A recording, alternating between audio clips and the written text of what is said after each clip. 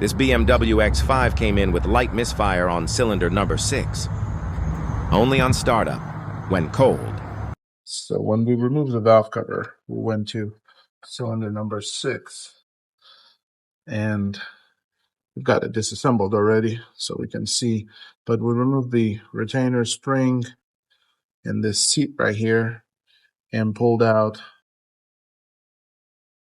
the rocker arms. As you can see, it's not shiny anymore and it's all beat up.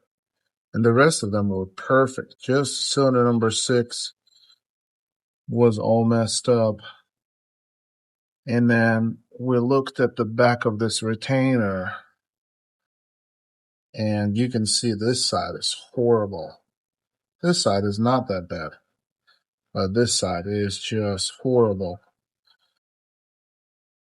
So what it was doing, it was contributing to a very small misfire, very rare.